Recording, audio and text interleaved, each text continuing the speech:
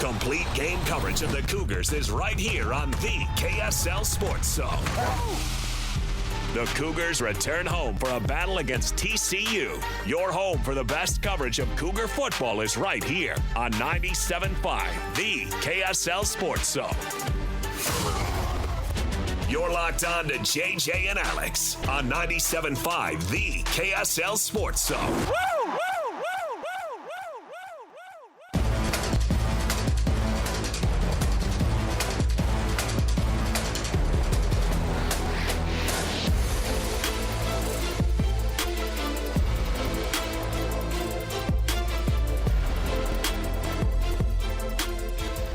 Welcome back.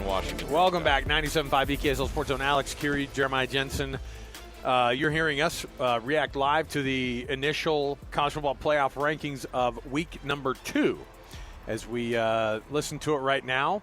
So Iowa is 21. Is that what the latest is there? Let's start from 25 here, where Cincinnati Louisville comes in at 20. That's right. So Cincinnati, for those of you just tuning in right now, is 25. South Florida, 24. Tennessee at 23. Pitt goes up to 22. And then Iowa goes from 20 down to 21 for that beautiful loss against quality loss. Oregon this past weekend. Very quality. And then Louisville is at 20. That's where we sit right now with the rankings rolling out here. Let's kick off the program officially, though, as we get these college football playoff ranking reactions. Right now, it is the top of the hour. That means we're getting to the cut right now. It's time for the biggest story of the day. This is what made the cut with JJ and Alex on 97.5, the KSL Sports Zone. Trajan Wealth brings you this portion of the program, TRAJANwealth.com for all your trusted local needs in retirement. So as we start to watch this thing count down, the most recent ones that are put up there, Louisville is now 20. They moved down 5 spots. Virginia moves down 5 spots as well. They were previously the highest-ranked ACC team. They moved down from 14 down to 19. Michigan has moved up 3 spots. They are the number 18 team in the college football playoff. 2-loss Michigan at number Something 18 to watch on this list as well. And so, and if you're a big fan of the Big Ten, then you're also rejoicing in USC, who's moved up to 17, 2 spots in the rankings this week for the Trojans and Lincoln Riley, who their destiny's right in front of them. It's a 7-2 team.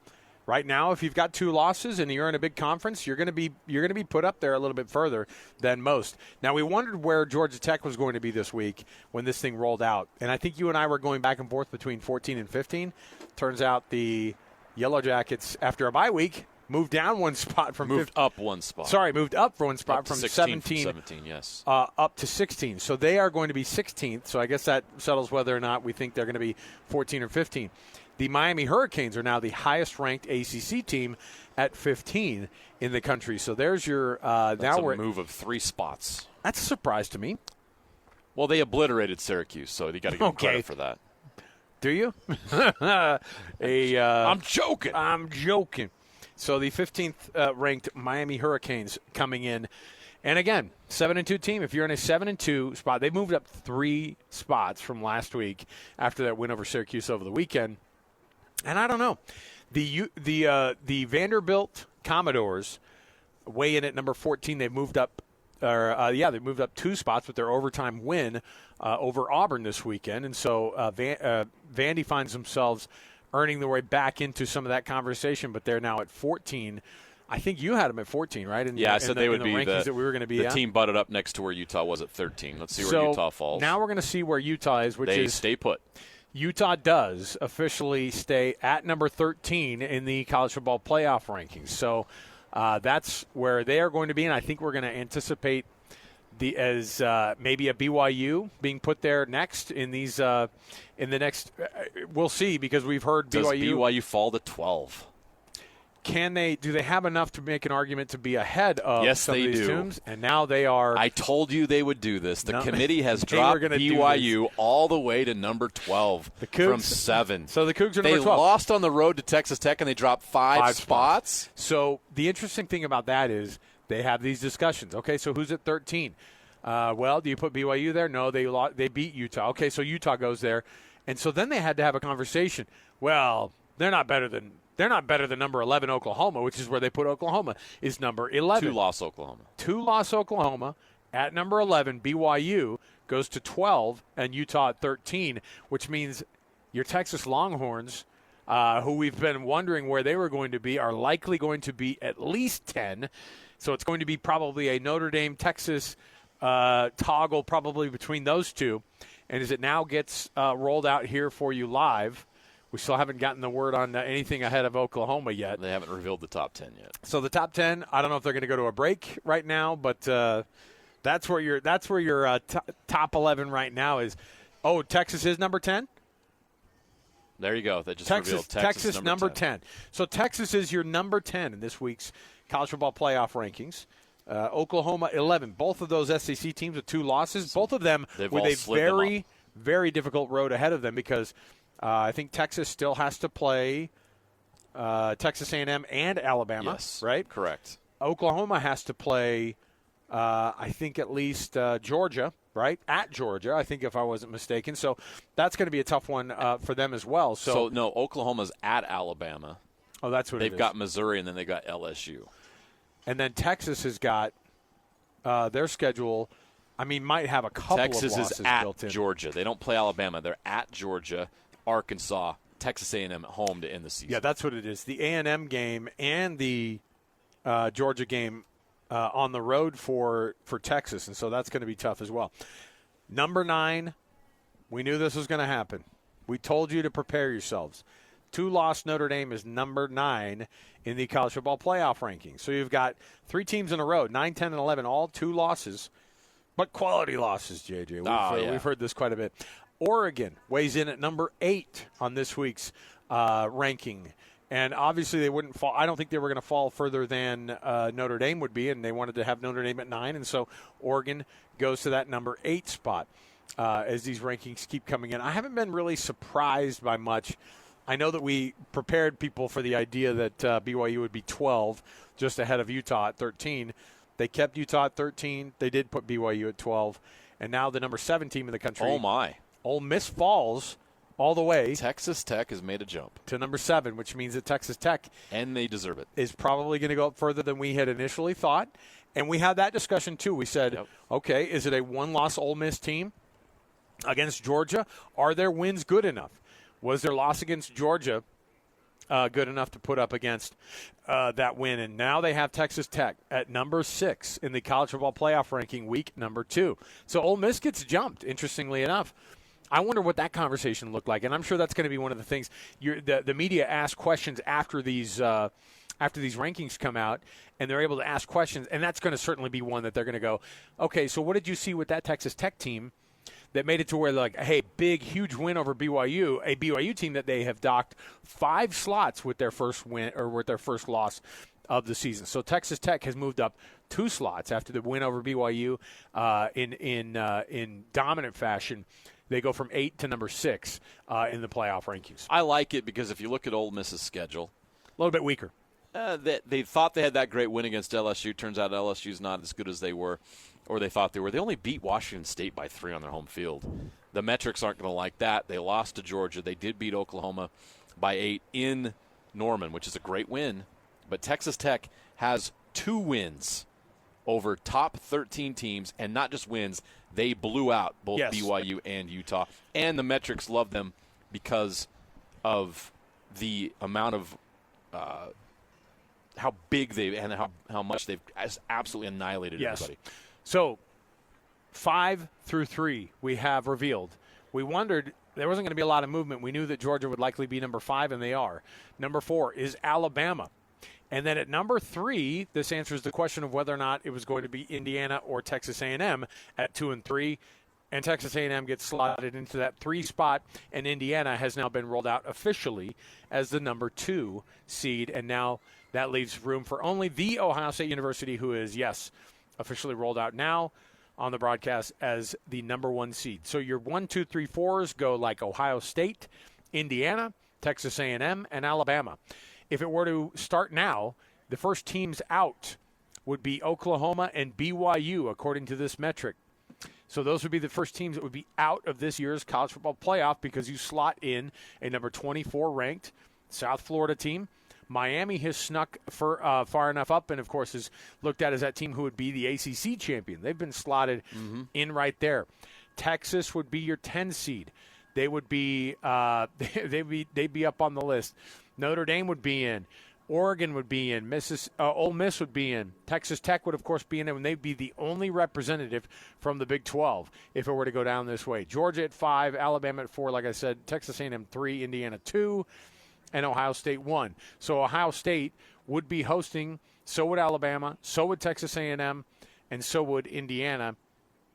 And the first-round games would be hosted by Georgia at that 5 seed, number 8, Oregon, who last week was on the road in their first round here, and then Texas Tech as the Big 12 champion and as a 6 seed in this scenario would be also hosting a first-round game, and so would Ole Miss. And then the way it would shake out that way is Georgia would be hosting South Florida. Notre Dame would go to Oregon to play at Autzen and Dan Lanning's team there. Miami would have to travel to a very tough Texas Tech in Lubbock, and then Texas would travel to Ole Miss for a chance to take on Indiana in that next round. So there's your top 25, and there's your college football playoff rankings.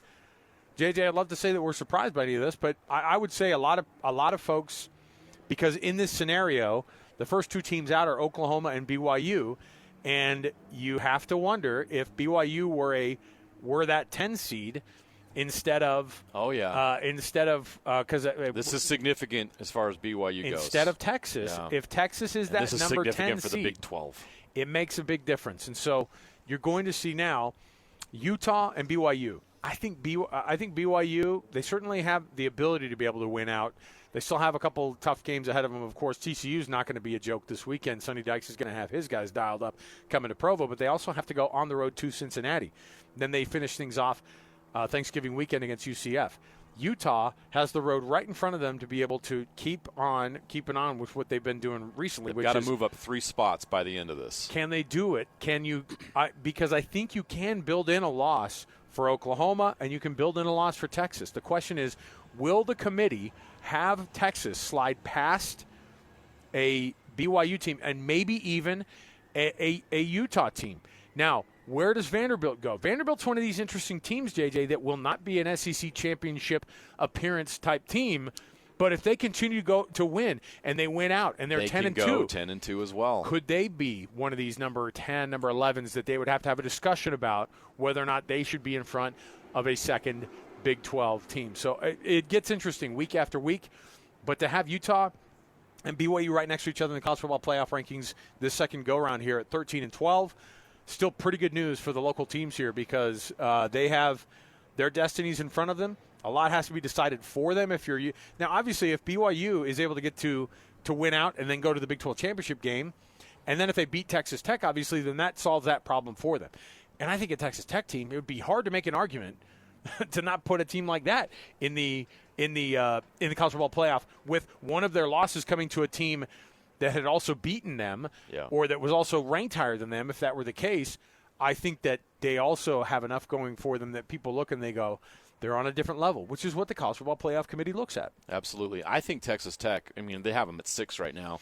We'll see how it all shakes out. If they win out, I think they should be one of the top 4s. They could be that number 3 spot. I think they deserve a bye. Yeah. And I think you could make a case for a bye for them at that point over some of the teams that are in the top. Let's say I think that we'll see how it all plays out. But let's say that you have Texas A&M who goes to the SEC championship game, and then they take a loss to an Alabama or team. Georgia.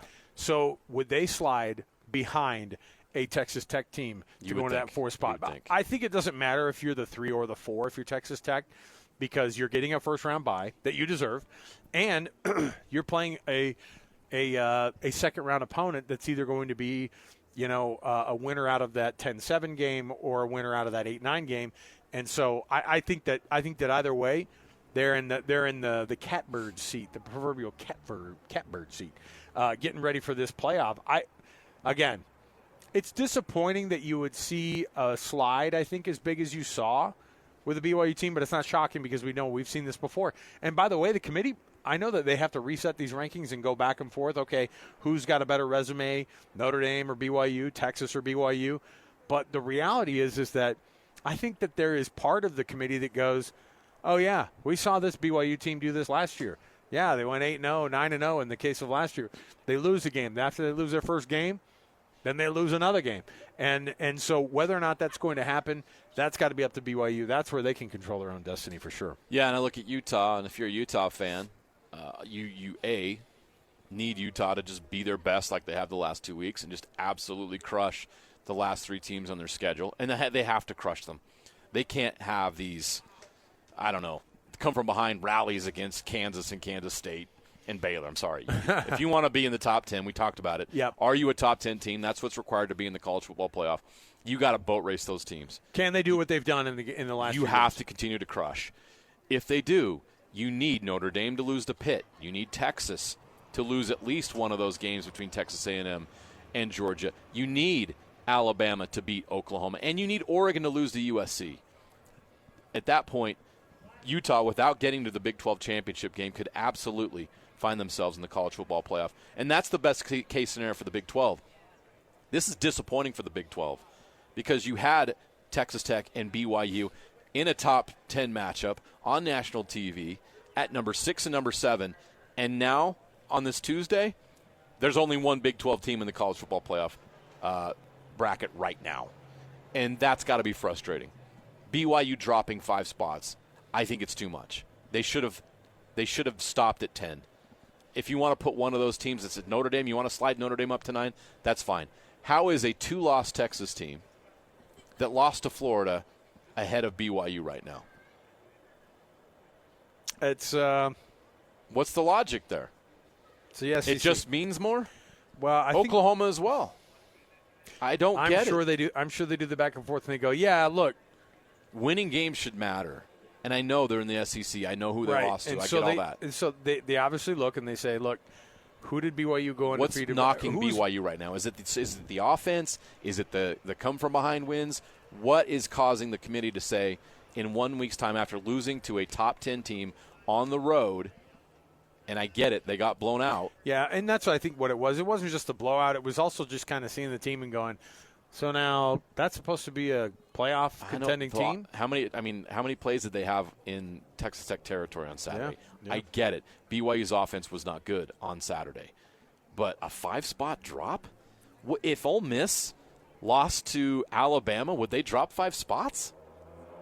Would they? I don't know. What's the stand? Why is BYU dropping 5 spots? Seems like a long drop for somebody who was in the top 10 last week. Well, you can't make an apples-to-apples comparison with a team like Texas. You can't make an apples-to-apples comparison, but they can make an apples-to-apples comparison with Oklahoma, even though Oklahoma has had a different schedule than Texas. But they lost to Texas head-to-head, and so then they go, oh, well, look at those two teams. Like, those two teams are that's why BYU's ahead of Utah right now. BYU beat Utah, therefore it's 12 and 13. And so in the case of the 2-loss teams that are in front of the 3 2-loss teams that are in front of BYU, Notre Dame, Texas, and Oklahoma. I mean, I think it's safe to say Notre Dame is. I think it's safe to say Notre Dame is going to stay in that place. But I think the good news is there's just no freaking way that Texas team does not look good. They're going to lose one of those last games, either to Texas A&M or to Georgia, right? And in the case of Oklahoma, they're going to either lose to Alabama or I don't see them losing to LSU, but crazier things have happened, right? Yeah, I don't know. So this is there's just so much on the table here. How did a BYU team, Alex, that lost to the 6th-ranked team in the country, their only losses to the 6th-ranked team in the country, on the road, fall 5 spots after that loss? If the committee didn't think that much of BYU, then why were they 7 in the first place? So I think it's a little bit of not thinking much of the Big 12 except for. But they certainly thought a lot of the Big 12 last week. And then I think there's a little bit of an idea, and tell me if you think this is too much of a conspiracy thought, but I think people still have a hard time imagining BYU being something outside of the G5 a little bit. Oh, for sure. They're probably looking at him like they look at a South Florida or a James Madison, which is disrespectful. Right. Oh, of course. Of course. How many games has BYU won in the last 2 years in the Big 12? Yeah, they're 21-3. That's a ridiculous record over the last 2 years. Yeah. It's ridiculous. So, there you go. No respect for BYU, certainly with this result. I saw it coming, and now it's happened. I'm like, that it doesn't make any sense. 10 would have made sense to me. Okay. Not 12. It is good that you're going to be able to see both of these teams, I think, hanging out right next to each other in the rankings until the very, very, very end of the year, right? I mean, that's what's really going to be happening. So we can definitely see what the committee is doing, right? We can see it now. Yeah. It's clear. Okay. Let's take another break. We'll come back. We've got more around the corner. We'll keep talking about some college football playoff implications now that we have enough of this to digest a little bit. I'm interested to see what the committee does say about, why they put one team over the other, or why. I think, again, some of the conversations that they're probably going to have and actually have an answer for is, okay, so why did BYU tumble a little bit further in the rankings? Why are Texas and Oklahoma ahead of a one-loss BYU team, and their one loss is to Texas Tech? And so that'll be something they have to answer to. And then why did Ole Miss drop the 2 spots, or why did Ole Miss drop underneath Texas Tech? What did Texas Tech do aside from beating BYU that they docked 5 slots for losing? What was it about what Texas Tech has done that allows them to leap ahead all the way up to 6 from 8? You just crushed the 7th-ranked team in the country. Yeah. You crushed them. And I'm sure that's going to be what they say, but then Ole Miss will probably go, why did we fall again? We didn't lose this weekend, So we'll see. All right. Cougars dropped 5 spots in the college football playoff ranking. They go from 7 all the way down to 12 with that loss against Texas Tech this weekend. Like I said, we'll take a break. We'll come back. We'll talk about that a little bit more and much more as we get you ready for the Jazz and the Indiana Pacers. Folks milling about out here, waiting for the doors to open at Delta Center. Stay here with us, 97.5, the KSL Sports Zone. Nobody gets you ready for Utah football more than the KSL Sports Zone. Ready? Kyle Whittingham and the Utes hit the road to Waco for a showdown against Baylor. Your home for the best coverage of Utah football is right here on 97.5, the KSL Sports Zone. You're locked on to JJ and Alex on 97.5, the KSL Sports Zone. All right, everybody, welcome back. JJ and Alex, 97.5, the KSL Sports Zone. Doors have just opened here at Delta Center as fans pour into the fan store. I'm assuming, JJ, to be able to pick up the Mammoth jerseys. I see what you did there. No, the new city edition. Yeah, the immersion jerseys for sale tonight. You keep calling them immersion. It's inversion, right? I'm joking. They actually, I think that when we see the players wearing them tonight, it's going to look really nice. Well, I'll tell you, they last night at the game, they were like, hey, by the way, tomorrow, these are going on sale. They put it up on the screen, and my kids are like, those are so cool. So there you go. That's all that matters. I think they could have put up anything on the screen, and my kids would have said they were so cool. Like, we're the only ones who get all grumpy about it, right? The old guys? Well, yeah, because I want them to just wear the old Jazz jerseys from the 80s. Give me all the Pete Maraviches you can handle, bro. Come on. I'm not. My opinion doesn't matter. But all right. Well, I've got Jazz tickets to give away. All you have to do is give us a call right now. 801-575-ZONE. That's 801-575-9663. 801-575-ZONE. You get yourself a pair of tickets. It's a Jazz Ticket Tuesday. The Jazz versus the Hawks coming up on Thursday here at Delta Center. Don't want to miss it, so you can win those tickets right now. 801-575-ZONE. We've given away 3 pair of these Jazz Ticket Tuesday tickets, and you can go to the game on Thursday versus the Hawks with just a caller number 12 right now to our producer, Alex Napoles, 801-575-ZONE. All right, let me see here. JJ, before we get into some of the Jazz stuff I want to get to, because we have an updated – we have an updated it looks like Kevin Love is going to be out with rest. That's got to be something that was talked about beforehand, right? Like in the season where they go, hey, you're coming into Utah, and he goes, yeah, my agent wants to talk to you about that. And the agent's like, he's not playing any back-to-backs, bro. And you go, okay, cool. That's cool. He's got that lower back soreness, We don't want to have him get hit with that. Taylor Hendricks continues to be out with the right hamstring soreness, and then Kyle Anderson with the lower back soreness as well, also out. So there you go. On top of the other folks who, of course, are still out as well. So those are the names for tonight's injury list. Now, reaction so far. What has it been like? I immediately went to social media to see what the people's reactions were about these college football playoff rankings, and I think that the good news is this. There's so much football still left to be played, right? Yeah. There's still so much, and especially in a very, very difficult SEC, that I say that because you have pretty high-ranked teams that are all playing one another over the next 3 weeks. BYU's got to beat a ranked Cincinnati team at Cincinnati. They've got to beat TCU, who comes into their place this weekend. And, what that bounce back is going to be like. How does the team do with that compared to last year? How can you come back from what was a devastating loss and could have been season-changing and season-making in that moment? But you can still control your own destiny and win out and get yourself to the Big 12 championship game. And then from there, the sky is the limit. But so far, the reactions with the college football playoff ranking have been Notre Dame being up pretty high at number 9. And then also, I was reading to you the transcripts. The closed captioning was coming across my screen as they were asking Mack Rhodes, who's the this year's commissioner of the college football playoff committee. He's also, or the committee chair, whatever they call him. He has to kind of answer the tough questions to Reese Davis, who was asking him right afterwards. So why do you think Miami should have jumped up as far as they did?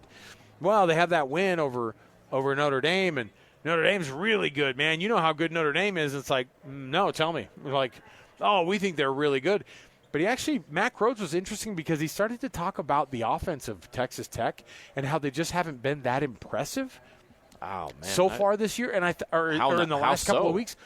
I don't know. You know how good Utah and BYU's defense is? They put 34 and 29 on them. JJ, the thing that's crazy about that is that they are blowing teams out better than anybody in the country. They before this last weekend had scored 40-plus points in the previous 6 games. They are scoring a ton. They're getting a lot. And by the way, they're more importantly on an offensive side of things, they're just controlling the ball, and they're just pushing everybody around and going, yeah, we'll have the ball as long as we want it. And we'll score quick or we'll take a while to score. So to me, that was kind of a shock to see Mack Rhodes go, yeah, and I just think Baron Morton, he's been on that bad leg, and, we'll see how that goes with them. But their offense hasn't been, as explosive as we've seen in the past. And I'm going, what are they seeing in front of them in the rankings? They're not.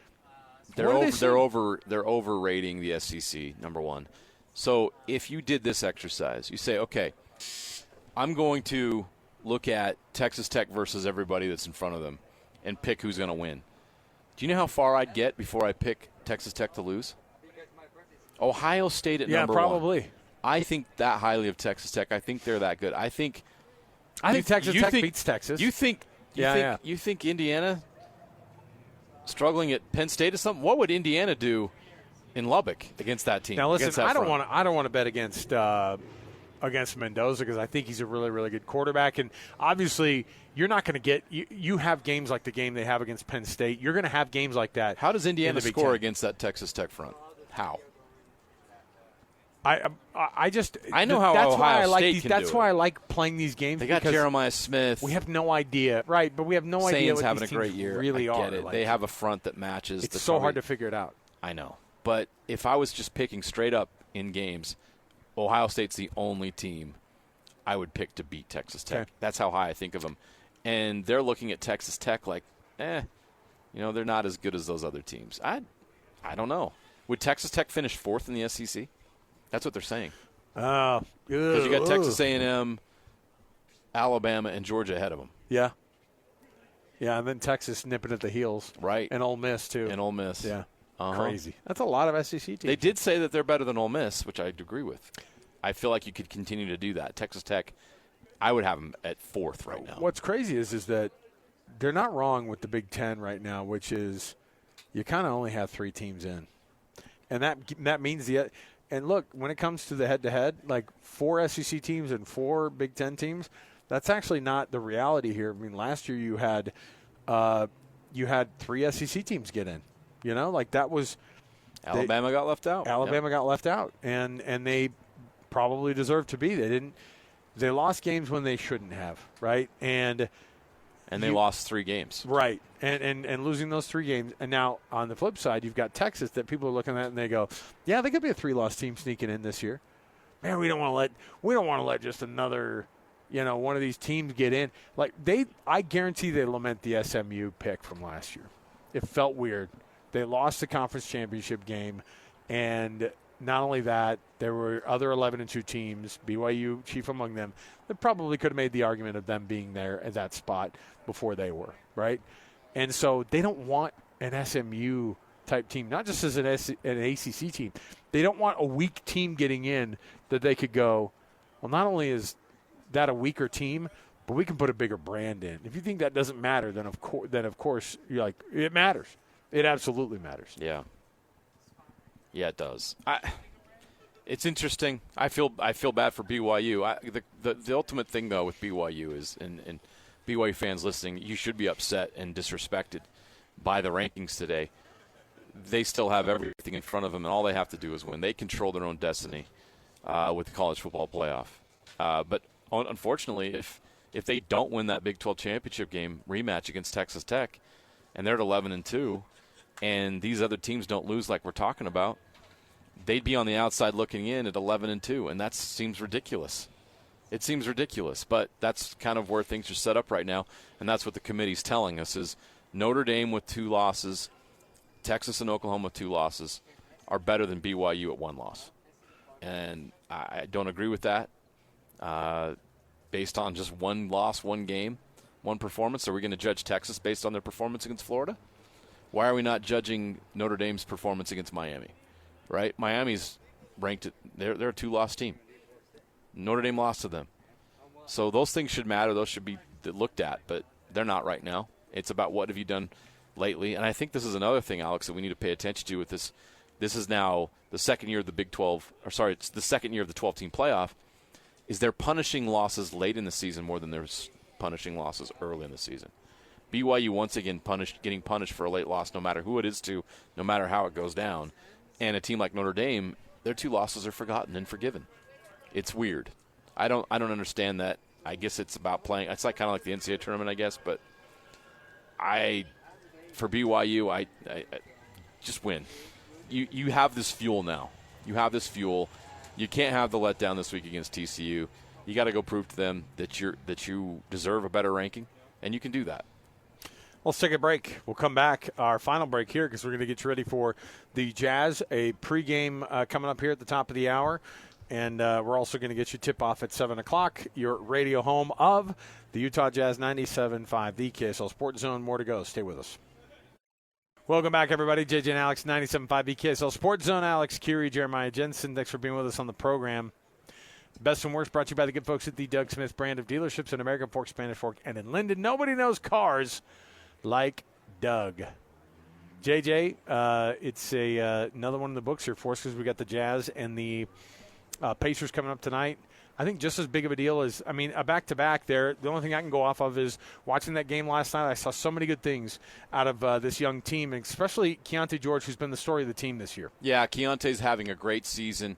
They're shorthanded tonight, but you're going to get a chance to watch the continued development of the rookie who had a great night last night. I think the Jazz get a win tonight over the Pacers, and it's going to be fun watching these young guys. Hey, by way of announcement, JJ and I are going to be at RGS Exteriors tomorrow. You can listen to us then. So for JJ, for Connor, for Cammie, and our producer Alex, we say adieu. We'll see you next time. 97.5 The KSL Sports Zone.